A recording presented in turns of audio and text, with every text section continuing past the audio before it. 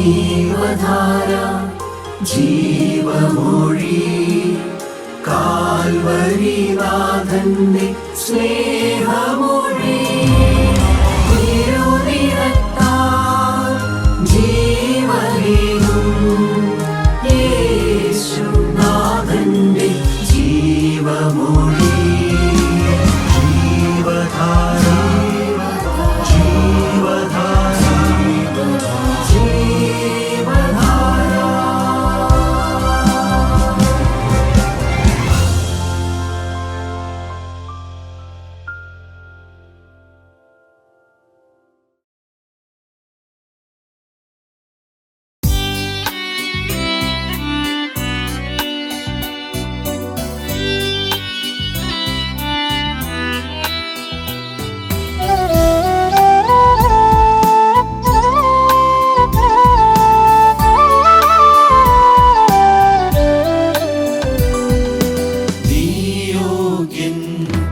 അതിവിശുദ്ധൻ തിരുവിന്മേൽ വസിക്കുന്നോരേ, താഴ്മയോടെ യാഗമായി തിരുമുൻപിൽ വണങ്ങിടുമ്പോ ആത്മസൗഖ്യം ഏകി നീ അടിയാരെ പോഷിപ്പിക്കാം. യഹോവ റാഫ, യഹോവ ശമ്മ, ഉന്നതൻ നീയെ കൂടിയിരിക്കുന്നു. യഹോവ റാഫ, യഹോവ ശാലോം, യാഹേ നീ മാത്രം സൗഖ്യമേകുന്നു. യഹോവ റാഫ, യഹോവ ശമ്മ, യഹോവ നീസി, യഹോവ ഈരേ. യഹോവ റാഫ, യഹോവ ശമ്മ, യഹോവ നീസി, യഹോവ ഈരേ.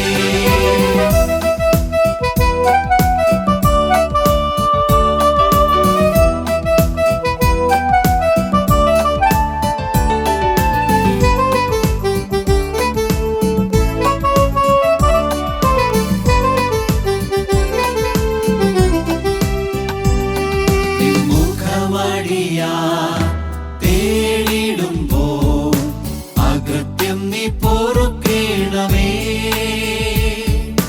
ദേശമെങ്ങും സൗഖ്യം നേടി പ്രാണനാഥനെ ഉയർത്തിയിടുമേ. സ്വർഗകലാം ചേരുവോളം അങ്ങേ ചുമലിലായി വഹിക്കേണമേ. യഹോവ റാഫ, യഹോവ ശമ്മ, ഉന്നതൻ നീയെ കൂടിയിരിക്കുന്നു. യഹോവ റാഫ, യഹോവ ശാലോം, യാഹേ നീ മാത്രം സൗഖ്യമേകുന്നു. യഹോവ റാഫ, യഹോവ ശമ്മ, ഉന്നതൻ നീയെ കൂടിയിരിക്കുന്നു. യഹോവ റാഫ, യഹോവ ശാലോം, യാഹേ നീ മാത്രം സൗഖ്യമേകുന്നു. യഹോവ റാഫ, യഹോവ ശമ്മ, യഹോവ നീസി, യഹോവ ഈരേ. യഹോവ റാഫ, യഹോവ ശമ്മ, യഹോവ നീസി, യഹോവ ഈരേ. ദൈവത്തിന് സ്തോത്രം. വീണ്ടും വീണ്ടും ദൈവത്തിൻ്റെ വചനം കേൾക്കുവാൻ തക്കവണ്ണം നല്ല ഒരു കാലം ദൈവം നമുക്ക് തന്നിരിക്കുകയാണ്. വചനം ലഭിക്കാത്ത അനേക സ്ഥലങ്ങളുണ്ട്.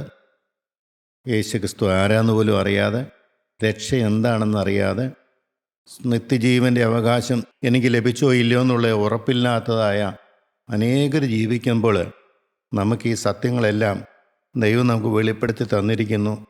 ഈ ചുരുങ്ങിയ കാലം നിത്യതയ്ക്ക് വേണ്ടി ഒരുങ്ങുവാൻ ദൈവം നമുക്ക് ഭാഗ്യം തന്നിരിക്കുകയാണ്. വേദപുസ്തകത്തിലെ 1 പത്രോസിൻ്റെ ലേഖനം 1-ാം അധ്യായത്തിൻ്റെ 17-ാമത്തെ വാക്യം നമുക്ക് എല്ലാവർക്കും അറിയാവുന്നൊരു വാക്യമാണ്. എങ്കിലും അതിൻ്റെ ഗൗരവമായ ചില കാര്യങ്ങൾ നിങ്ങളുമായിട്ട് പങ്കുവെക്കാൻ ഞാൻ ആഗ്രഹിക്കുകയാണ്. വായിക്കാം. മുഖപക്ഷം കൂടാതെ ഓരോരുത്തൻ്റെ പ്രവൃത്തിക്ക് തക്കവണ്ണം ന്യായം വിധിക്കുന്നവനെ നിങ്ങൾ പിതാവ് എന്ന് വിളിക്കുന്നുവെങ്കിൽ നിങ്ങളുടെ പ്രവാസകാലം ഭയത്തോടെ കഴിപ്പീൻ. എത്ര മനോഹരമായൊരു വാക്യമാണ്. അപ്പോസ്തലൻ വളരെ ഗൗരവമായി അർത്ഥസമ്പൂഷ്ണതയുള്ള ഒരു വാക്യമാണ് നമുക്ക് വേണ്ടി ഈ കാലഘട്ടത്തിൽ ജീവിക്കുന്ന നമുക്ക് അത് പ്രയോജനപ്പെടുത്തുവാൻ തന്നിരിക്കുന്നത്. മുഖപക്ഷം കൂടാത്ത ഒരു ദൈവത്തിൻ്റെ മുമ്പിലാണ് നമ്മൾ ജീവിക്കുന്നത്. ദൈവത്തിൻ്റെ മുഖപക്ഷം ഒന്നും തന്നെ ഇല്ല. ബാലനെന്നോ യൗവനക്കാരനെന്നോ വൃദ്ധനെന്നോ തൊലി വെളുത്തവനെന്നോ കറുത്തവനെന്നോ പണക്കാരനെന്നോ പണമില്ലാത്തവനെന്നോ വിദ്യാഭ്യാസമുള്ളവനെന്നോ വിദ്യാഭ്യാസം ഇല്ലാത്തവനോ ഒന്നും ദൈവത്തിന് വ്യത്യാസമില്ല. കാരണം എല്ലാം ദൈവത്തിൻ്റെ കൈപ്പണിയാണ്. പല രീതിയിലുള്ള ആൾക്കാരുണ്ട്. പല സാഹചര്യം അവർക്ക് ദൈവം കൊടുത്തിട്ടുണ്ട്. ഈ ആയിരിക്കുന്ന സാഹചര്യത്തിൽ പരാതിപ്പെടാതെ ആ സാഹചര്യത്തിൽ ദൈവത്തെ കണ്ടെത്തുവാനും ദൈവഹിതപ്രകാരം ജീവിക്കുവാനും ദൈവം മനുഷ്യന് കൊടുക്കാൻ ആഗ്രഹിക്കുന്ന നിത്യജീവൻ പ്രാപിക്കാനുമായിട്ടാണ് ദൈവം മനുഷ്യനെ ഭൂമിയിലാക്കിയിരിക്കുന്നത്. ദൈവം സ്നേഹമാണ്, അനുഗ്രഹം മാത്രമാണ് ദൈവത്തിൻ്റെ ഒരേ ഒരു ലക്ഷ്യം. എങ്ങനെയും മനുഷ്യനെ അനുഗ്രഹിക്കണം. ഈ ഭൂമിയിൽ അനുഗ്രഹിച്ച് അവൻ്റെ ബന്ധനങ്ങളെല്ലാം അഴിച്ച് അവനെ സ്വർഗരാജ്യത്തിൽ എത്തിക്കുക എന്നുള്ള ഒരേ ഒരു ലക്ഷ്യമാണ് ദൈവത്തിനുള്ളത്. അതുകൊണ്ട് എല്ലാവർക്കും ദൈവം വചനം കൊടുക്കുന്നു. ദൈവത്തിനങ്ങനെ മുഖപക്ഷമൊന്നുമില്ല. അവനങ്ങനെ മുഖപക്ഷം കാണിക്കുന്ന ദൈവമല്ല. എല്ലാവരും ഒരുപോലെ സ്നേഹിക്കുന്നവന് മുഖപക്ഷം കാണിക്കാൻ പറ്റില്ലല്ലോ. അപ്പം അങ്ങനെ ഒരു വലിയ ലക്ഷ്യത്തോടു കൂടി അധ്വാനിക്കുന്ന ഒരു ദൈവമാണ് നമുക്കുള്ളത്. മുഖപക്ഷമില്ലാത്ത ദൈവത്തെ നിങ്ങൾ പിതാവെന്ന് വിളിക്കുന്നു. നമ്മളെല്ലാം സ്വർഗസ്നായ പിതാവേ എന്ന് പ്രാർത്ഥിക്കുന്ന ആ ദൈവത്തെക്കുറിച്ചാണ് പറയുന്നത്. ആ ദൈവം എല്ലാവരും ഒരുപോലെ കാണുന്നു. പക്ഷെ മനുഷ്യന് അവർക്ക് തമ്മിൽ വ്യത്യാസമുണ്ട്. അവരെ ഡിസ്ക്രിമിനേഷനുണ്ട്, വ്യത്യാസങ്ങളൊക്കെ ഉണ്ട്. പക്ഷേ ദൈവം പറയുന്നു, ആരെയും നിങ്ങൾ അളക്കരുത്, ആരെയും വിധിക്കരുത്. പുറമേ ഉള്ള നോക്കിക്കൊണ്ട് നിങ്ങൾ ആരെയും വിധിക്കരുത്. ദൈവം ഹൃദയങ്ങളെ നോക്കുന്നു. ഹൃദയം നോക്കിയിട്ടാണ് ദൈവം ശരിയായ രീതി വിധിക്കുന്നത്. മനുഷ്യന് അത് തൊടാൻ ദൈവം അവകാശം കൊടുത്തിട്ടില്ല, അധികാരം കൊടുത്തിട്ടുമില്ല. എല്ലാ മനുഷ്യരെയും സ്നേഹിക്കാൻ മാത്രമേ ദൈവം ആവശ്യപ്പെടുന്നുള്ളൂ. അവൻ്റെ ആത്മാവിൻ്റെ അവസ്ഥ എന്താണെന്ന് പോലും നീ നോക്കേണ്ട കാര്യമില്ല. കാരണം നിനക്കത് ഗ്രഹിക്കാൻ കഴിയുന്ന ഒരു കാര്യമല്ല. അപ്പം മുഖപക്ഷമില്ലാത്തൊരു ദൈവത്തിൻ്റെ മുമ്പിലാണ് നമ്മുടെ ഈ പ്രവാസകാലം, അല്പകാലമുള്ള ജീവിതം നാം നയിക്കുന്നത്. അതുകൊണ്ടാണ് ഭയത്തോടെ ജീവിക്കണമെന്ന് പറഞ്ഞതിൻ്റെ കാര്യം. കാരണം ദൈവം കാണുന്ന കാഴ്ചപ്പാട് നമുക്കില്ലെങ്കിൽ നമ്മൾ കുറ്റക്കാരാവും. ദൈവം ഒരാളെ എങ്ങനെ കാണുന്നുവോ, എങ്ങനെ കരുതുന്നുവോ, സ്നേഹിക്കുന്നുവോ, അതേ മാനദണ്ഡം വെച്ച് നാം കാണുന്നില്ലെങ്കിൽ നമ്മൾ കുറ്റക്കാരായി തീരും. നമുക്ക് നമ്മുടേതായ മാനദണ്ഡമുണ്ട്, നമ്മുടേതായ ശരിയും തെറ്റുമുണ്ട്. നമുക്കുള്ളൊരു പ്രത്യേകത, നമ്മളെല്ലാവരെയും വിധിക്കും. നമ്മുടേതായ ആ ചുരുങ്ങിയ കാഴ്ചപ്പാട് വെച്ചിട്ട് എല്ലാവരെയും വിധിക്കും. അത് മനുഷ്യ പ്രകൃതമാണ്. പക്ഷേ ഒരു ആത്മീയ കാഴ്ചപ്പാട് കിട്ടിയവന് കിട്ടുന്ന ഏറ്റവും വലിയ ഭാഗ്യം, അത് വലിയ കുഴപ്പം പിടിച്ചൊരു കാര്യമാണ്. ദൈവം ദുഃഖിക്കുന്ന കാര്യമാണ്. ദൈവത്തിന് മാത്രമുള്ള അധികാരം ഞാനെടുത്ത് ഉപയോഗിക്കാൻ പാടില്ല. ആരെയും വിധിക്കാൻ പാടില്ല. ആരെയും ചെറുതായിട്ടോ വലുതായിട്ടോ കാണാൻ പാടില്ല. ദൈവം ആ വ്യക്തിയെ എങ്ങനെ കാണുന്നുവോ ആ കാഴ്ചപ്പാടിൽ മാത്രമേ എനിക്ക് കാണാൻ പറ്റുള്ളൂ. ആ ഒരു കാഴ്ചപ്പാടില്ലെങ്കിൽ എല്ലാവരും ഒരുപോലെ കണ്ടോളുക. അപകടം നമുക്ക് വരരുത്. നമുക്കിതൊന്നും വലിയ പാപമാണെന്ന് തോന്നുകയില്ല. നമുക്ക് പാപം എന്ന് പറഞ്ഞാൽ പ്രകടമായ പല പാപങ്ങളും നമ്മുടെ ലിസ്റ്റിലുണ്ട്, നമ്മുടെ മനസ്സിലുണ്ട്. അതും പ്രകാരമാണ് നമ്മൾ വിധിക്കുന്നത്. എന്നാൽ ദൈവം ആഗ്രഹിക്കാത്ത നിരൂപണം നമ്മുടെ ഉള്ളത്തിൽ വന്നാൽ, ഒരു വിധി വന്നാൽ മതി, ദൈവാത്മാവ് നമ്മൾ അങ്ങ് മാറിപ്പോവും. കാരണം ദൈവത്തിൻ്റെ സ്ഥാനത്തിരുന്നു കൊണ്ടാണ് നമ്മൾ ഒരാളെ വിധിക്കുന്നത്. അപ്പോൾ ആ ലൂസിഫർ ചെയ്ത അതേ കാര്യമാണ് നമ്മുടെ ഹൃദയത്തിൽ നടക്കുന്നത്. ലൂസിഫർ ചെയ്ത എന്താണ്? ഞാൻ ദൈവത്തിൻ്റെ സിംഹാസനത്തിൻ്റെ മുകളിൽ കയറി ഇരിക്കുമെന്നാണ് പറഞ്ഞത്. ദൈവത്തേക്കാൾ ഉന്നതമായ നിലവാരത്തിലേക്ക് പോകുമെന്നാണ് പറഞ്ഞത്. അതാണ് പിശാചിൻ്റെ സ്വഭാവം എന്ന് പറയുന്നത്. നമുക്ക് ഇല്ലാത്തതായ അധികാരം നമ്മളെടുത്ത് ഉപയോഗിക്കുന്നു. വിധിക്കുക എന്ന് പറയാൻ ദൈവം മാത്രം ചെയ്യേണ്ട ഒരു കാര്യമാണ്. ആ നീതിയുള്ള ദൈവം ന്യായാസനത്തിൽ ഇരുന്നു കൊണ്ട് ഒരാളെ വിധിക്കുന്ന ശരിയായ വിധിയാണ്. അത് ഒരു മനുഷ്യനും അത് ചെയ്യാൻ പറ്റില്ല, അതിനുള്ള അധികാരമില്ല, ചെയ്യുന്നത് ശരിയുമല്ല. അതുകൊണ്ടാണ് പറഞ്ഞത് മുഖപക്ഷമില്ലാത്ത ദൈവമാണ്. ആ ദൈവത്തിന് മുമ്പിലാണ് നമ്മുടെ ഈ ചെറിയ ആയുസ്സിലെ ജീവിതം എന്ന് പറയുന്നത്. അത് ഭയത്തോടുകൂടി കഴിയാനാണ് അപ്പോസ്തലൻ പറയുന്നത്. പ്രിയപ്പെട്ടവരെ, ഇങ്ങനെ ഒരു ഭയം നമുക്കുണ്ടോ? ഒന്ന് ആലോചിക്കണം കേട്ടോ. നമ്മൾ ഈ വചനം കേട്ടിട്ട് പോയിട്ടൊന്നും വലിയ കാര്യങ്ങളൊന്നും ഇല്ല. ഇതിൻ്റെ ഓരോ വാക്കിലും എത്ര വലിയ അർത്ഥങ്ങളാണ് കിടക്കുന്നത്. പ്രവാസകാലം, അല്പകാലമുള്ള ജീവിതം, ഇതെല്ലാം വിട്ടിട്ട് ഞാൻ പോകാനുള്ളതാണ്. എത്ര പേര് ചിന്തിക്കുന്നുണ്ട്? നാം സമ്പാദിക്കുന്നു, നാം ഓടി നടക്കുന്നു, നാം അധ്വാനിക്കുന്നു, അല്പം പോലും റെസ്റ്റ് ഇല്ലാതെ നമ്മൾ അധ്വാനിക്കുകയാണ്. എന്തു നേടാൻ വേണ്ടിയാ? ഞാൻ ആലോചിക്കുകയാണ്, എത്രയോ വർഷങ്ങൾ പഴക്കമുള്ളതാണ് ഈ ഭൂമി. എത്രയോ തലമുറകളിലുള്ള പിതാക്കന്മാരവിടെ ജീവിച്ചിട്ടുണ്ട്. അവർ ജീവിച്ച കാലത്തൊക്കെ പറഞ്ഞതൊക്കെ എൻ്റെതാണ്, ഞാൻ നേടിയെടുത്തതാണ്. എന്തൊരു ഹുങ്കും അഹങ്കാരമൊക്കെയാണ്. നിലച്ചിരിക്കാൻ സമയത്ത് ഇവിടുന്ന് കടന്നു പോവുകയും ചെയ്യും. ഈ സ്വത്തുക്കളും സമ്പാദിച്ചതെല്ലാം വേറെ ഏറ്റെടുക്കുകയും ചെയ്യും. അങ്ങനെ ഏറ്റെടുത്ത് വന്ന ഒരു കാലമാണ് എനിക്കുള്ളത്. പിതാക്കന്മാരെല്ലാം കടന്നുപോയി. എങ്ങോട്ടാണ് കടന്നുപോയത്? അത് ചിന്തിക്കുമ്പം എനിക്ക് ഭയങ്കര പേടിയുണ്ട്. ഇന്ന് ഒരു ചുരുങ്ങിയ കാലം എനിക്ക് ദൈവം തന്നു. സ്തോത്രം. എൻ്റെ പിതാക്കന്മാർക്ക് ലഭിക്കാത്ത വലിയൊരു ഭാഗ്യമാണ് എൻ്റെ ദൈവം എനിക്ക് തന്നത്. സുബോധം. മുടിയമ്പുത്രന് പന്നിയുടെ കൂടെ കിടന്ന് കഷ്ടപ്പെടേണ്ടി വന്ന് അവനെ സുബോധം ലഭിക്കാൻ. എന്നാൽ എനിക്ക് എൻ്റെ ദൈവം എൻ്റെ യൗവനപ്രായത്തിൽ തന്നെ ഈ സുബോധം തന്നു. എന്നെ സ്നേഹിക്കുന്നൊരു ദൈവമുണ്ട്, എന്നെ കരുതുന്നൊരു ദൈവമുണ്ട്. ഞാൻ കുഴഞ്ഞച്ചിട്ട് കിടക്കുകയാണെങ്കിലും അത് ക്ഷമിച്ചു തരുന്നൊരു ദൈവമുണ്ട്. ഇനിയും ഞാൻ നിന്നെ സ്നേഹിക്കുകയാണെന്ന് പറഞ്ഞുകൊണ്ട് എൻ്റെ അടുത്തേക്ക് വരുന്നൊരു ദൈവമുണ്ട്. ആ ബലമുള്ള കരം, ആ വിശുദ്ധ കരം ആഴക്കുടിയിൽ നിന്ന് പൊക്കിയെടുത്ത് എന്നെ സ്നേഹിച്ച് എനിക്ക് വചനം തന്ന ഒരു ദൈവമുണ്ട്. ആ ദൈവത്തോട് എനിക്ക് സ്നേഹമുണ്ട്. എനിക്ക് തീർത്താൽ തീരാത്ത കടപ്പാടുമുണ്ട്. ഈ പ്രവാസകാലം എല്ലാം വിട്ടുപിരിയാനുള്ള കാലമാണ്. ഈ ഭൂമിയിലെ ജീവിതം ഒന്നിനോടും ഒരു അറ്റാച്ച്മെൻറ്റും ഇല്ലാതെ പറക്കാൻ പാകത്തിന് ബന്ധനമില്ലാത്തൊരു ജീവൻ നേടുക എന്നുള്ളതാണ് എൻ്റെ ജീവിതത്തിൻ്റെ ലക്ഷ്യം. അതുകൊണ്ടാണ് ഞാൻ ഈ വാക്യം ഉപയോഗിച്ച് തന്നെ. ദൈവത്തിന് മുഖപക്ഷമില്ല. ഞാനും കടന്നു ചെല്ലുമ്പോൾ എന്നെ നേരായി വിധിക്കുന്ന ഒരു ദൈവമാണ്. ആ ദൈവത്തിൻ്റെ സന്നിധിയിൽ എനിക്ക് ന്യായം പറയാൻ പറ്റില്ല. എൻ്റെ നാവ് പൊങ്ങുകയില്ല. കാര്യകാര്യ സഹിതം വെച്ചിട്ടാണ് എന്നോട് ഓരോ കാര്യം ചോദിക്കുന്നത്. എന്തുത്തരം പറയും? എൻ്റെ പ്രിയപ്പെട്ടവരെ, അതുകൊണ്ട് നാം സൂക്ഷിക്കണം. പ്രവാസകാലം ഭയത്തോടെ കഴിയാൻ പറയുന്നു. 2, ഓരോരുത്തരവൻ്റെ പ്രവർത്തിക്ക് തക്കവണ്ണം ന്യായം വിധിക്കുന്ന ഒരു ദൈവം. എന്താണ് ഈ പ്രവൃത്തി എന്ന് പറയുന്നത്? പ്രിയപ്പെട്ടവരെ, അധ്വാനമല്ല. ദൈവം ആഗ്രഹിക്കുന്ന പ്രവൃത്തി എന്ന് പറയുന്നത് ഞാനും നിങ്ങളും ഓരോരുത്തരും പ്രവർത്തിക്ക് തക്ക പ്രതിഫലം എന്ന് പറഞ്ഞതിൻ്റെ കാരണം എന്താ? ദൈവം ആഗ്രഹിക്കുന്ന ഒരേ ഒരു പ്രവൃത്തിയേ ഉള്ളൂ, വിശ്വാസത്താലുള്ള രക്ഷ. അതാണ് പ്രവൃത്തി എന്ന് പറയുന്നത്, അധ്വാനമല്ല. ദൈവം എന്നെക്കുറിച്ച് ആഗ്രഹിക്കുന്ന ഒരു കാര്യമുണ്ട്, അത് ദൈവത്തിന് ചെയ്യാൻ പറ്റില്ല. ദൈവത്തിന് വേണ്ട സാഹചര്യങ്ങളെല്ലാം തരാൻ പറ്റും. മാനസാന്തരത്തിൻ്റെ സാഹചര്യവും വചനവും എനിക്ക് തരാൻ പറ്റും. ഒരു ദൈവവിളി എനിക്ക് തരാൻ പറ്റും. അത് സ്വീകരിക്കണോ വേണ്ടതെന്ന് ഞാനാണ് തീരുമാനിക്കേണ്ടത്. അതാണ് പ്രവൃത്തി എന്ന് പറയുന്നത്. അധ്വാനമല്ല ഞാൻ ഈ പറയുന്ന പ്രവൃത്തി. ദൈവത്തിൻ്റെ ആ വിളി കിട്ടുമ്പോൾ, ദൈവത്തിൻ്റെ സ്നേഹമെന്ന് ആകർഷിക്കുമ്പോൾ, ദൈവത്തിൻ്റെ തലോടൽ വരുമ്പോൾ, ആ ദൈവത്തെ തിരിച്ചറിഞ്ഞ് ദൈവത്തിൻ്റെ ഹിതപ്രകാരം അവൻ എന്നെക്കുറിച്ച് എന്താണ് ആഗ്രഹിക്കുന്നത് അത് ചെയ്യുക എന്നുള്ളതാണ്. ഇവിടെ നമ്മളെ സംബന്ധിച്ച്, ഒരു മനുഷ്യനെ സംബന്ധിച്ച് അവൻ്റെ പ്രവൃത്തി എന്ന് പറയുന്നത് അവൻ്റെ വിശ്വാസമാണ്. അവൻ ദൈവത്തിൽ വിശ്വസിക്കുക. എന്നെ കരുതുന്നൊരു ദൈവമുണ്ട്, എന്നെ സ്നേഹിക്കുന്നൊരു ദൈവമുണ്ട്, എന്നോട് ക്ഷമിക്കുന്നൊരു ദൈവമുണ്ട്, എന്നെ വീണ്ടെടുക്കാൻ കൊതിക്കുന്നൊരു ദൈവമുണ്ട്.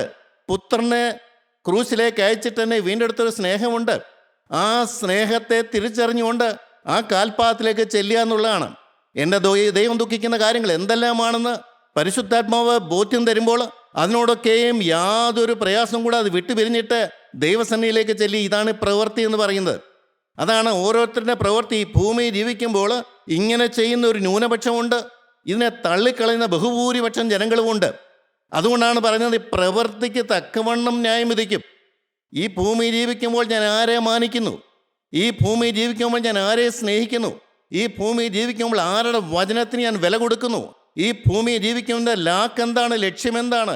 പ്രിയപ്പെട്ടവരെ, എല്ലാവരും അവരവരുടെ ഭാവി നന്മയാക്കാൻ ആഗ്രഹിക്കുമ്പോൾ, എല്ലാവരുടെയും ഭാവി സുരക്ഷിതമാക്കാൻ ആഗ്രഹിക്കുമ്പോൾ, നിത്യജീവൻ്റെ ആ നേട്ടമാണ് ഏറ്റവും വലിയ സുരക്ഷ എന്നുള്ളത് എത്രമാത്രം അറിയുന്നുണ്ട്? ഈ ഭൂമിയിൽ ജീവിക്കുമ്പോൾ നിത്യജീവൻ സൗജന്യമായി തരുന്ന നിത്യജീവൻ എനിക്ക് നേടിയെടുക്കണമെന്നുള്ള ഒരൊറ്റ ലക്ഷ്യത്തിലേക്ക് വരുന്നതാണ് ശരിയായ പ്രവൃത്തി എന്ന് പറയുന്നത്. ഭൂമി ജീവിക്കുമ്പോൾ നിന്റെ ലാക്കെന്തായിരുന്നു? ഭൂമി ജീവിക്കുമ്പോൾ നിന്റെ ലക്ഷ്യം എന്തായിരുന്നു? ഭൂമി ജീവിക്കുമ്പോൾ നിനക്ക് വേണ്ടി പെടഞ്ഞ് മരിച്ച ദൈവത്തെ നീ തിരിച്ചറിഞ്ഞുവോ? ആ ദൈവത്തിൻ്റെ ഹിതം എന്താണെന്ന് നീ മനസ്സിലായോ? ആ ദൈവത്തിൻ്റെ വേദന എന്താണെന്ന് നിനക്ക് മനസ്സിലായോ? ആ ദൈവത്തിൻ്റെ നിന്നെക്കുറിച്ചുള്ള കരച്ചിൽ എന്താണെന്ന് മനസ്സിലായോ?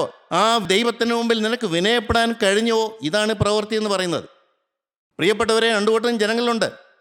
ദൈവത്തിൻ്റെ വചനത്തെ വലിച്ചെറിയുന്നവരുണ്ട്, ലോകത്തിന് പിന്നാലെ ഇറങ്ങിപ്പോകുന്നവരുണ്ട്, ജഡ ഇമ്പങ്ങളുടെ പിന്നാലെ പോകുന്നവരുണ്ട്, ദൈവം ഇല്ലയെന്ന് പോലും പറയുന്നവരുണ്ട്.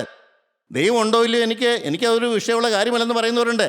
ആയിക്കോട്ടെ, ആരോഗ്യമുള്ള കാലത്ത്, യൗവനമുള്ള കാലത്ത്, തൻ്റെ ഇടമുള്ള കാലത്ത്, സമ്പൽ സമൃദ്ധിയുള്ള കാലത്ത്, പണത്തിൻ്റെ കൊഴുപ്പുള്ള കാലത്ത് ഇതൊക്കെയും പറയാം. എന്നാൽ ഇതെല്ലാം വിട്ടുപിരിയുന്നൊരു സമയം വരും. ഇതിനൊന്നും വിലയില്ല എന്ന് അറിയുന്നൊരു കാലം വരും. അന്നേരം ഈ ദൈവത്തെ കിട്ടുമോ സഹോദര? നീ ഒന്ന് ചിന്തിക്കണമേ. നിന്റെ നല്ല കാലം നീ പിശാചിന് ഇടം കൊടുത്ത് ജീവിച്ചാൽ, പിശാചിൻ്റെ ദാസ്യപ്പണി ചെയ്ത് ജീവിച്ചു കഴിഞ്ഞാൽ, നിനക്ക് പ്രയാസം വരുമ്പോൾ, അവൻ നിന്നെ തള്ളിപ്പറയുമ്പോൾ, സഹോദര നീ എന്ത് ചെയ്യും? നീ വിഷമിക്കുകയില്ലേ? നിന്നെ സഹായിപ്പാനെന്ന് ആരെങ്കിലും കാണുമോ? അതുകൊണ്ട് നല്ല കാലം, വചനം കേൾക്കുന്ന കാലം, ദൈവം അടുത്തു വരുന്ന കാലം, ദൈവം സമീപത്ത് വരുന്ന കാലം, ദൈവത്തെ കണ്ടെത്താവുന്ന കാലം, ദൈവം ക്ഷമിക്കുന്ന കാലം, ദൈവം അടുപ്പിക്കുന്ന കാലം, മാറോട് അടയ്ക്കുന്ന കാലം, ദൈവത്തിൻ്റെ കൃപ ലഭിക്കുന്ന കാലം, ദൈവത്തിൻ്റെ ആത്മാവ് വ്യാപരിക്കുന്ന കാലം, ദൈവം നോക്കുന്ന കാലം, ദൈവം തൊടുന്ന കാലം, ദൈവം ആശീർവദിക്കുന്ന കാലം, ദൈവം അനുഗ്രഹിക്കുന്ന കാലം. സഹോദര, നീ നഷ്ടപ്പെടുത്തി കളയരുത്. അതുകൊണ്ടാണ് പറഞ്ഞത്, മുഖപക്ഷം കൂടാതെ ഓരോരുത്തരുടെ പ്രവർത്തിക്ക് തക്കവണ്ണം ന്യായം വിധിക്കുന്ന ദൈവം. ന്യായാസനത്തിലേക്ക് പോയാൽ നമ്മൾ എന്ത് ചെയ്യും പ്രിയപ്പെട്ടവരെ? നമുക്ക് ന്യായം പറയാൻ പറ്റുമോ? എന്നാൽ ഇപ്പോൾ ക്രിസ്തുവേശുള്ളവർക്ക് ഒരു ശിക്ഷാവധിയുമില്ലെന്ന് പറഞ്ഞു. ന്യായാസനം ഒഴിവാക്കാം. നമുക്ക് ദൈവത്തിൻ്റെ നീതിയുള്ള വിധി നമുക്ക് ഒഴിവാക്കാം. ഇപ്പോഴ് ദൈവസന്നിധിയിൽ ചെന്ന് നിരപ്പായാൽ, പുത്രന്റെ രക്തത്താൽ കഴുകൽ പ്രാപിച്ചാൽ, ബന്ധനങ്ങൾ അഴിച്ചാൽ, സാത്താനോട് ഇന്ന് നീക്കുക യാത്ര പറഞ്ഞാൽ, ലോകത്തെ ചപ്പന്നും ചവറന്നും എണ്ണിയാൽ ഈ ന്യായവിധി നമുക്ക് ഒഴിവായി കിട്ടും. മൂന്നാമത്തെ കാര്യം പറഞ്ഞു, ഇത് പ്രവാസ കാലമാണ്, അല്പകാലം. യാക്കോബിൻ്റെ ഭാഷയിൽ പറഞ്ഞാൽ പരദേശ പ്രയാണ കാലം എന്ന് പറയും. പരദേശിയായി പാർക്കുന്ന ഈ ഭൂമിയിലെ കാലം ഇന്നോ നാളെയോ ഇവിടുന്ന് വിട്ടുപിരിയാനുള്ളവരാണ്. ഇന്നോ നാളെയോ അതിനപ്പുറം ഒന്നുമില്ല പ്രിയപ്പെട്ടവരെ. ഏറിയാൽ എത്ര കാലം ജീവിച്ചാൽ എന്തു പ്രയോജനം? ആർക്കെന്തു പ്രയോജനം? ദൈവത്തിന് എന്തു പ്രയോജനം? എനിക്കും എൻ്റെ കുടുംബത്തിനും എന്തു പ്രയോജനം? ഒന്ന് ആലോചിക്കണം പ്രിയപ്പെട്ടവരെ. നമ്മൾ ജീവിക്കുന്നതുകൊണ്ട് ആർക്കാണ് പ്രയോജനമുള്ളത്? എല്ലാവരും സ്വാർത്ഥരായി അവനവൻ്റെ കാര്യം മാത്രം നോക്കിക്കൊണ്ട് ജീവിക്കുന്നു. ദൈവത്തിൻ്റെ കാര്യം നോക്കാൻ ആരുമില്ല. പ്രിയപ്പെട്ടവരെ, സ്വർഗത്തിലെ ദൈവത്തിൻ്റെ ഭൂമിയിലെ കാര്യപരിപാടി നിവർത്തിക്കാൻ ആരാണുള്ളത്? സമർപ്പണമുള്ള, വിശുദ്ധീകരണം പ്രാപിച്ച ഒരു വ്യക്തിക്ക് മാത്രമേ ദൈവത്തിൻ്റെ ഹിതം ഈ ഭൂമി നിറവേറ്റാൻ പറ്റുകയുള്ളൂ. എല്ലാവർക്കും പറ്റുന്ന കാര്യമല്ലത്. ബന്ധനമുള്ളവർക്ക് ദൈവത്തിനെ വില ചെയ്യാൻ പറ്റില്ല. പിശാച് അവകാശം പറഞ്ഞ് നിൽക്കുക ഒരാളിൽ ദൈവത്തിൻ്റെ ആത്മാവ് എങ്ങനെ വ്യാപരിക്കും? ദൈവത്തിൻ്റെ വേല എക്കാലത്തും ദൈവത്തിന് വേണ്ടി വേർതിരിക്കപ്പെട്ട സമർപ്പണമുള്ള ശുദ്ധീകരണം പ്രാപിച്ചവരെ കൊണ്ട് മാത്രമേ ദൈവത്തിന് നടത്താൻ പറ്റുകയുള്ളൂ. അങ്ങനെയാണെങ്കിൽ പ്രിയപ്പെട്ടവരെ, ഈ പ്രവാസകാലം എൻ്റെ ജീവിതത്തിൻ്റെ ലാക്കെന്താണ്? ലക്ഷ്യമെന്താണ്? ഒരു വിശുദ്ധനായി തീരുക എന്നുള്ളത് അടിസ്ഥാനപരമായ പ്രമാണമാണ്. വേല എന്തുമായിക്കോട്ടെ, ഏത് വേലക്കാർക്കും അടിസ്ഥാനപരമായിട്ട് വേണ്ട ഒരു കാര്യം വിശുദ്ധനായി തീരുക. എങ്ങനെ? ദൈവത്തിൻ്റെ പരിശുദ്ധാത്മാവിന് വിനയപ്പെട്ടും കഴിയുമ്പോൾ, എങ്ങനെ? ക്രൂശിൻ ചൂട്ടിലേക്ക് ചെല്ലുമ്പോൾ, ദൈവത്തിൻ്റെ ജീവനുള്ള വചനം കേൾക്കുമ്പോൾ, പാപബോധവും കുറ്റബോധവും ലഭിച്ചിട്ട് ആ ക്രൂശിൻ ചൂട്ടിലേക്ക് ചെന്നിട്ട് ഈ തിരിച്ചറിഞ്ഞ പാപങ്ങൾ എല്ലാം കൊണ്ടുവന്ന് ഇട്ടുകൊടുക്കാൻ ഒരു അത്താണി അവിടെയുണ്ട്, ഒരു കാൽപാത അവിടെയുണ്ട്, രക്തം ഒഴുകുന്ന ഒരു കാൽപാത അവിടെയുണ്ട്, ബന്ധനങ്ങൾ അഴിക്കുന്ന ഒരു സ്ഥലമുണ്ട്. പ്രിയപ്പെട്ടവരെ, ഏറ്റുപറഞ്ഞ് ഉപേക്ഷിച്ച പാപങ്ങൾ ഇനി മടങ്ങി വരാതെ വണ്ണം സമുദ്രത്തിൻ്റെ ആഴത്തിലേക്ക് വലിച്ചെറിയുന്ന ഒരു അനുഭവമുണ്ട്. എല്ലാം ക്ഷമിക്കുന്ന ഒരു കാലമുണ്ട്. എല്ലാം പൊറുക്കുന്ന ഒരു നല്ല സ്ഥലമുണ്ട്. ആ ക്രൂശിൻ ചൂട്ടിലേക്ക് ചെന്നിട്ട് സകല ബന്ധനങ്ങൾ അഴിച്ചിട്ട് പരിശുദ്ധാത്മാവിനെ പ്രാപിച്ചുകൊണ്ട് ഈ ഭൂമിയിലെ ദൈവത്തെ പ്രസാദിപ്പിക്കുന്ന ഒരു ജീവിതമുണ്ട്. അങ്ങനെയാണോ സഹോദര നിൻ്റെ ഇതുവരെയുള്ള ജീവിതം? സാരമില്ല, ഞാൻ പറയും. കഴിഞ്ഞ കാലങ്ങളെ നോക്കണ്ട, അറിയായ്മയുടെ കാലങ്ങളെ ദൈവം ലക്ഷ്യമാക്കാതെ ഇപ്പോൾ എല്ലായിടത്തും എല്ലാവരും മാനസാന്തരപ്പെടണമെന്ന് ദൈവം ആഗ്രഹിക്കുന്നു. അറിയായ്മയുടെ ഒരു കാലമുണ്ട്, എല്ലാവർക്കും ഉണ്ട്. പക്ഷേ അത് ഇന്നുകൊണ്ട് നിർത്തിക്കൊള്ളുക മകനെ. അറിയായ്മയുടെ കാലം ഇന്ന് വെച്ച സ്റ്റോപ്പ് ഇട്ടുകൊള്ളുക. ഇനി അറിയുന്നൊരു കാലമാണ്, ദൈവത്തെ അറിയുന്നൊരു കാലം, രക്ഷ അറിയുന്നൊരു കാലം, വീണ്ടെടുപ്പ് അറിയുന്നൊരു കാലം, രക്തത്തിൻ്റെ വില അറിയുന്നൊരു കാലം, പരിശുദ്ധാത്മാവിൻ്റെ സൗഖ്യം അറിയുന്ന ഒരു കാലം, ദൈവത്തെ കാണുന്ന ഒരു കാലം, ദൈവത്തെ സ്നേഹിക്കുന്ന ഒരു കാലം, ദൈവഹിതപ്രകാരം ജീവിക്കുന്ന ഒരു കാലം, ദൈവത്തെ പ്രസാദിപ്പിക്കുന്ന ഒരു കാലം, ദൈവത്തോട് കൂടെ നടക്കുന്ന മനോഹരമായ ജീവിതം, നിത്യജീവന്റെ അവകാശം ഉറപ്പാക്കിയുള്ള ഒരു ജീവിതം. തൻ്റെ അടുത്തേക്ക് വരുന്നവർക്ക് ഇത് പറഞ്ഞു കൊടുക്കാനാണ് ദൈവം എന്നെക്കുറിച്ച് കണ്ടിരിക്കുന്നത്. ആരുടെയും മനസ്സിൽ തങ്ങാത്തതായ, ആർക്കും പ്രധാനപ്പെട്ടതല്ലാത്തതായ ഈ നിത്യജീവന്റെ അവകാശത്തെക്കുറിച്ച് പറഞ്ഞു കൊടുക്കാൻ ദൈവം ആരെയാണ് കണ്ടിരിക്കുന്നത്? എൻ്റെ ദൈവത്തിന് സ്തോത്രം. നിങ്ങളെ ഓരോരുത്തരെയുമല്ലേ കണ്ടിരിക്കുന്നത്. അനേകർക്ക് വചനം കിട്ടുന്നില്ല, അനേകർ മാനസാന്തരപ്പെടുന്നില്ല. എന്നാൽ മാനസാന്തരപ്പെടുന്ന തുലവും തുച്ഛം ആൾക്കാർക്ക് ഈ ഉത്തരവാദിത്വം ഏറ്റെടുക്കാൻ പറ്റിയില്ലെങ്കിൽ ദൈവവേല എങ്ങനെ നടക്കും? 1, മുഖപക്ഷം കൂടാത്ത ദൈവം. 2, ഓരോരുത്തൻ്റെ പ്രവർത്തിക്ക് തക്കവണ്ണം പ്രതിഫലം കൊടുക്കുന്ന ദൈവം. 3, പ്രവാസകാലം ഭയത്തോടുകൂടി കഴിക്കുക. ദൈവത്തിന് സ്തോത്രം. ഈ ഭൂമിയിലെ ജീവിതം നമുക്കാർക്കും ഉറപ്പില്ലല്ലോ എത്ര കാലം ഇവിടെ ജീവിക്കുമെന്ന്. 39ാമത്തെ വയസ്സിൽ എൻ്റെ ജീവിതം തീർന്നതാണ്. 5 കൊല്ലം കൂടെ കഴിഞ്ഞപ്പോൾ ലോറിയുടെ അടിയിലേക്ക് വീണ് എൻ്റെ ജീവിതം തീരേണ്ടതാണ്. ഒരു വലിയ ഡെങ്കി ഫീവർ വന്ന് BP താഴോട്ട് താണ് തീരേണ്ട ഒരവസ്ഥയായിരുന്നു. അതും എനിക്കറിയാം. എത്ര സന്ദർഭങ്ങൾ, തീരേണ്ട കാലങ്ങൾ ദൈവം മാറ്റിത്തന്നു. നന്ദിയില്ലേ, കടപ്പാടില്ലേ? എനിക്ക് ഒത്തിരി കടപ്പാടുണ്ട് ദൈവത്തോട്. ആരും സഹായിപ്പനൊന്നുണ്ടായിരുന്നില്ല. എൻ്റെ ദൈവത്തിന് സ്തോത്രം. തകർന്നു പോകേണ്ട സമയത്ത് സഹായിപ്പൻ ഒരുവനെ ഉണ്ടായിരുന്നുള്ളൂ. ഞാൻ നല്ലവനായിട്ടൊന്നും അല്ല, പക്ഷെ ഞാൻ നല്ലവനാകുമെന്ന് ദൈവത്തിന് ഒരു പ്രതീക്ഷയുണ്ടായിരുന്നു. അതായിരുന്നു ദൈവത്തിൻ്റെ ഏറ്റവും വലിയ ഒരു പ്രതീക്ഷ. ഇപ്പോൾ ഇങ്ങനെയാണേലും ഇവൻ ശരിയാകും. ഇന്ന് ഇവനിങ്ങനെയാണേലും സാരമില്ല. ഇന്ന് ഇവൻ വീണ് കിടക്കുകയാണേലും, ഇന്ന് വീണും എഴുന്നേറ്റ് നടക്കുന്നവനാണെങ്കിലും, ഇന്ന് വേണ്ട രീതി എന്നെ തിരിച്ചറിയുന്നില്ലെങ്കിലും ഒരു ദിവസം അവൻ എനിക്ക് പ്രിയപ്പെട്ടവനായി തീരും. ദൈവത്തിൻ്റെ പ്രതീക്ഷയാണ്, സ്വർഗത്തിൻ്റെ പ്രതീക്ഷയാണ്. നിങ്ങളെ ഓരോരുത്തരുടെ മേലും ദൈവത്തിൻ്റെ പ്രതീക്ഷ ദൈവം വെക്കുകയാണ്. കഴിഞ്ഞ കാലങ്ങൾ ദൈവം നോക്കുന്നില്ല. അതെല്ലാം കഴിയത്തരാൻ 1 സെക്കൻഡ് മതി. എന്നാൽ നിൻ്റെ ആളത്തെ രൂപാന്തരപ്പെടുത്തുക എന്ന് പറയുന്നത് ഒരു ആയുസിൻ്റെ വലിയ പണിയാണ്. ആയുസ് നീട്ടിത്തരണമെന്ന് ഞാൻ പ്രാർത്ഥിക്കുന്ന ഒറ്റ കാര്യത്തിന് വേണ്ടിയാണ്. വേറെ എവിടെ എനിക്ക് ലാക്കുന്ന ലക്ഷ്യമൊന്നുമില്ല. ആയുസ് നീട്ടിക്കിട്ടണമെന്ന് ഞാൻ നിരന്തരം പ്രാർത്ഥിക്കുന്നത്. ശുദ്ധീകരണം തയ്ക്കാതെ കടന്നുപോയാൽ ഞാൻ അവിടെ കിടന്ന് സങ്കടപ്പെടേണ്ടി വരും. ഭയത്തോടെ കഴിക്കണമെന്ന് പറയാൻ കാരണം എന്താണ്? 2 കാര്യമാണ്. 1, നമ്മുടെ മരണം ഏത് സമയത്തും നമ്മളെ വന്ന് വിളിക്കും. മരണനൂതൻ ഏത് സമയത്താണ് വരുന്നത് നമുക്ക് ആർക്കും അറിയാൻ പാടില്ല. അതുകൊണ്ട് ആ സമയത്ത് നാം വെപ്രാളപ്പെടാതിരിക്കാൻ, നാം ഭയപ്പെടാതിരിക്കാൻ, പ്രതീക്ഷിച്ചതുപോലെ അല്ലല്ലോ എന്ന് നമുക്ക് സുബോധം കിട്ടി നാം വെപ്രാളപ്പെടാതിരിക്കാനായിട്ടാണ് മരണത്തെ മുന്നിൽ കണ്ടുകൊണ്ടുള്ള ഒരു ഒരുക്കം. അതൊരു നെഗറ്റീവ് ചിന്തയല്ലേ എന്ന് ചിലർക്ക് ചോദിക്കാറുണ്ട്. ഒരിക്കലും അല്ല പ്രിയരെ. അത് ലക്ഷ്യം വെച്ചാൽ നമ്മുടെ ഉള്ളിൽ വലിയൊരു സമാധാനം നമുക്ക് കിട്ടും. അവിടെ പിന്നെ നെഗറ്റീവ് ചിന്തകൾ വരുന്നില്ല. കാരണം ഞാൻ ഇവിടുന്ന് കടന്നു പോകാനുള്ളവനാ. ഇവിടെ ഞാൻ അല്പകാലം ജീവിക്കുന്നു. അത് ശുദ്ധീകരണത്തിന് വേണ്ടിയുള്ള കാലമാണ്, രൂപാന്തരപ്പെടാനുള്ള കാലമാണ്, മാനസാന്തരപ്പെടാനുള്ള കാലമാണ്, പുതിയ സൃഷ്ടിയാകാനുള്ള കാലമാണ്, ശിശുഹൃദയം സമ്പാദിക്കാനുള്ള കാലമാണ്, ദൈവത്തെ പ്രസാദിപ്പിക്കാനുള്ള കാലമാണ്, ചപ്പെന്നും ചവറെന്നും എൻ്റെ നാവ് കൊണ്ട് തന്നെ പറയാനുള്ള കാലമാണ്. പരിശുദ്ധ പൗലോസ് അപ്പോസ്തലൻ അത് പറഞ്ഞു. എനിക്കത് പറയാൻ പറ്റുമെന്നുള്ളതാണ് എൻ്റെ വിഷയം. അപ്പോസ്തലൻ അത് പറഞ്ഞു. അത് ഞാൻ ഗൗരവമായിട്ട് എടുക്കുകയാണ്. അതേ വാക്ക് എനിക്കും പറയാൻ പറ്റുമോ? പ്രാഗൽഭ്യത്തോട്. ഒരു കാര്യവും എന്നെ തൊടാതെ വണ്ണം, ഒരു കാര്യത്തോടും ആസക്തി ഇല്ലാതെ വണ്ണം, സന്തോഷങ്ങൾ വരുമ്പോൾ അമിതമായി സന്തോഷിക്കാതെ, ദുഃഖം വരുമ്പോൾ നിരാശപ്പെടാതെ, എല്ലാം ഒരുപോലെ കണ്ടുകൊണ്ട് എനിക്ക് ഒരേ ഒരു ലക്ഷ്യം, എൻ്റെ ദൈവം എന്നെ നോക്കി ദുഃഖിക്കരുത്, എൻ്റെ ദൈവം എന്നെ നോക്കി കരയാൻ പാടില്ല. ചോര കൊടുത്ത് വിലയ്ക്ക് വാങ്ങിച്ച എന്നെ ഞാൻ ഇനിയും കരയാൻ പോയാൽ പുത്രനെ ക്രൂശിക്കുന്നവനായി തീരും. അവൻ്റെ രക്തത്തെ മലിനമാക്കും. ക്രൂശിൻ്റെ ശത്രുവായി ഞാൻ തീരും. അതെനിക്ക് പാടില്ല. ഒരു മരണം എന്നെ അഭിമുഖീകരിക്കും, ഏത് സമയത്തും മരിക്കും.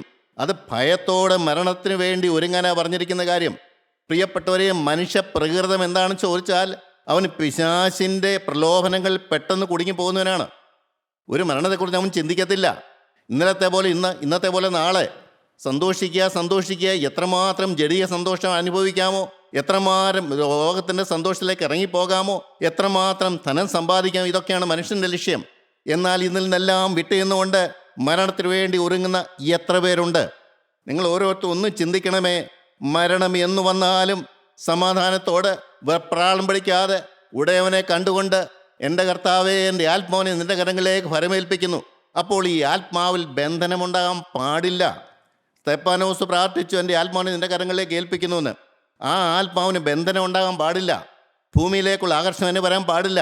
ബന്ധനമില്ലാത്ത ആത്മാവ്, ആ പരിശുദ്ധാത്മാവിൻ്റെ നിറവിൽ നിൽക്കുന്ന ഒരു ആത്മാവ്, അതിന് കർത്താവിൻ്റെ കരങ്ങളിലേക്ക് കൊടുത്താൽ അത് സ്വീകരിക്കാൻ യേശു ഇറങ്ങി വരും. പ്രിയപ്പെട്ടവരെ, ഭാഗ്യകരമായ മരണം കിട്ടുവോ ഇല്ലയോ അതിൻ്റെ ഉറപ്പ് നിങ്ങൾ നേടിയേ പറ്റുള്ളൂ. അത് ഇവിടെ വെച്ച് നേടിയേ പറ്റുള്ളൂ പ്രിയപ്പെട്ടവരെ. അതിനകത്ത് പ്രാബല്യക്കുറവൊന്നും വരാൻ പാടില്ല. എങ്ങനെ നേടാൻ പറ്റും? എല്ലാം വിടണം. കർത്താവിൻ്റെ വചനപ്രകാരം ദൈവത്തിന് ഇഷ്ടമില്ലാത്തതെല്ലാം വിട്ടേ പറ്റുള്ളൂ. പിശാചിന് അവകാശം പറയുന്ന ബന്ധനം വിട്ടേ പറ്റുള്ളൂ. വിടാൻ പറ്റില്ലെങ്കിൽ നരകത്തിലേക്ക് പോകും, അത്ര തന്നെ. അത്രമാത്രം ഗൗരവമായി കാണുന്ന എത്ര പേരുണ്ട്? എൻ്റെ പ്രിയപ്പെട്ടവർ, ഇതൊക്കെ വരാൻ പോകുന്ന സംഭവങ്ങളാണ്. ഒന്നാമത്തെ കാര്യമാണ് നമ്മുടെ മരണം.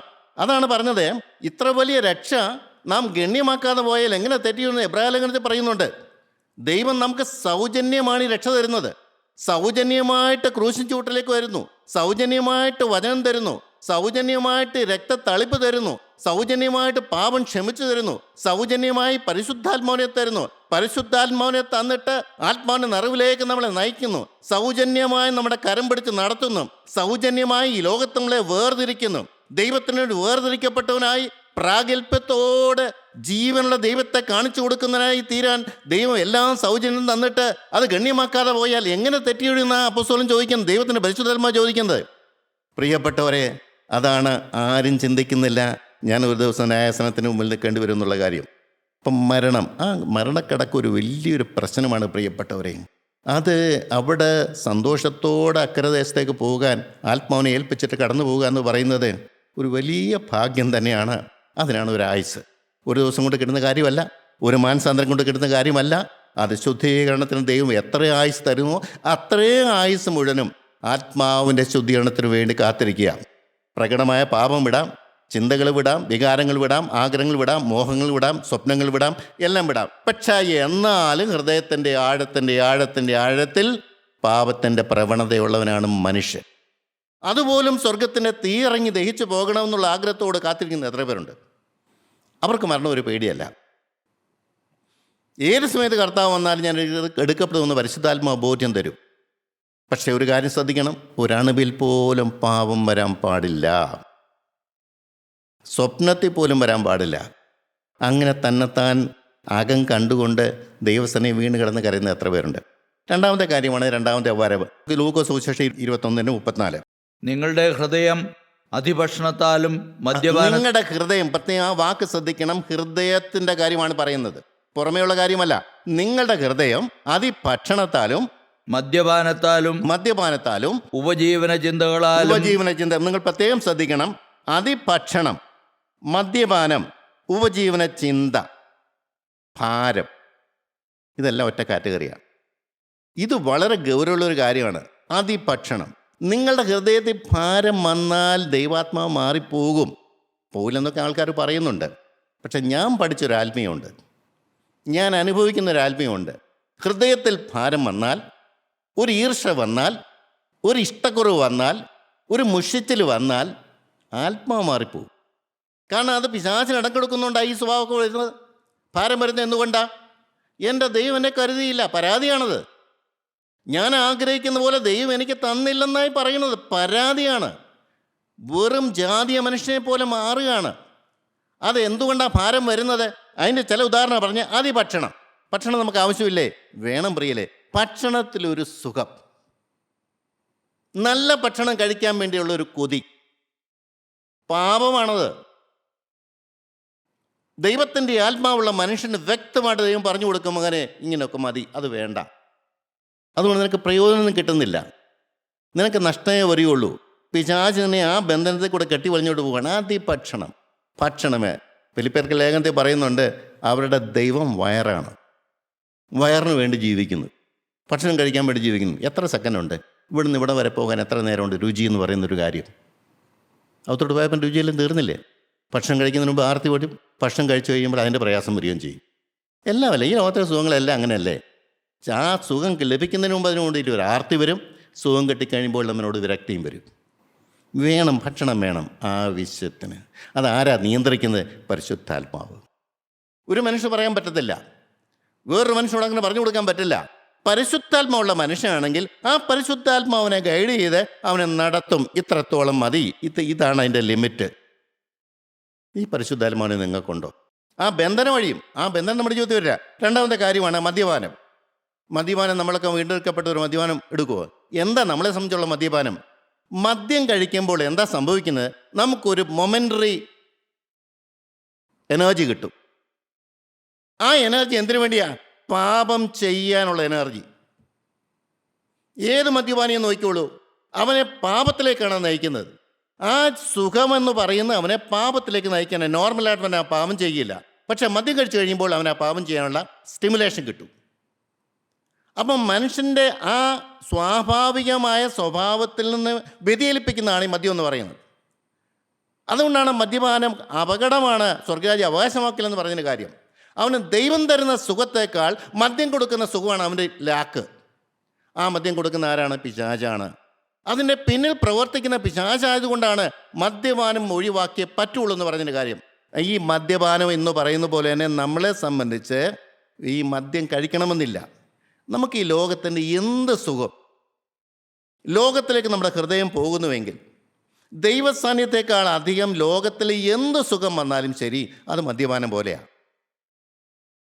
ഭാരം വരും, ദൈവസാന്നിധ്യം നഷ്ടപ്പെടും. അതുപോലുള്ള ഒരു കാര്യമാണ് ഉപജീവന ചിന്ത, ഭാരങ്ങൾ, ആകുലങ്ങൾ. എൻ്റെ ദൈവത്തിന് സ്തോത്രം. ഇതൊക്കെ വരുമ്പോൾ എനിക്ക് ഭയങ്കര സങ്കടമുണ്ട്. കാരണം ഇന്നൊക്കെ രക്ഷപ്പെട്ട് ജീവിക്കാനുള്ള എല്ലാ പ്രൊവിഷനും ദൈവം നമുക്ക് തന്നിട്ടുണ്ട്. ഒരു ഉപജീവന ചിന്ത എന്നാലും ഭാരം വരില്ല. ആ ദൈവത്തിൻ്റെ കരങ്ങളിലേക്ക് കൊടുക്കും. ദൈവത്തിന് താല്പര്യമാണെങ്കിൽ തരട്ടെ, അല്ലെങ്കിൽ ഇല്ല. അത്രയേ ഉള്ളൂ കാര്യം. ഭാരപ്പെടുന്നവൻ അവൻ ഒരിക്കലും സ്വർഗ്ഗരാജ്യത്തിൽ പോകാൻ സാധ്യതയില്ല. അവൻ എന്നും ഭാരപ്പെടുത്തുകൊണ്ടിരിക്കും. എൻ്റെ പ്രിയ സഹോദരങ്ങളെ, ഈ നല്ല കാലം എന്തിനു നാം നഷ്ടപ്പെടുത്തി കളയണം? സുന്ദരമായൊരു കാലമില്ലേ? ദൈവത്തിൻ്റെ കരം പിടിച്ച് നടക്കാൻ പറ്റിയൊരു കാലമില്ലേ? ദൈവത്തെ സ്തുതിച്ച് നടക്കാൻ പറ്റിയൊരു കാലമില്ലേ? ദൈവത്തെ കണ്ടുകൊണ്ട് ജീവിക്കാൻ പറ്റിയൊരു കാലമില്ലേ?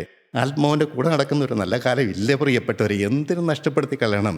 പ്രവാസകാലം ഭയത്തോടെ എന്തിനാ കഴിക്കണേ? സ്നേഹത്തോടെ ജീവിക്കാം, ദൈവത്തെ കണ്ടുകൊണ്ട് ജീവിക്കാം, ദൈവത്തെ സ്നേഹിച്ചുകൊണ്ട് ജീവിക്കാം. പാപമില്ലാത്ത വിശുദ്ധ ഹൃദയം, അതാണ് ഏറ്റവും വലിയ ഭാഗ്യം. ഇന്ന് നിങ്ങൾക്ക് ആ സൗഭാഗ്യം ദൈവം തരട്ടെ. ദൈവം നാം മാത്രം മുഖത്ത് കൂടാനിടയാവട്ടെ. ദൈവത്തിന് സ്തോത്രം.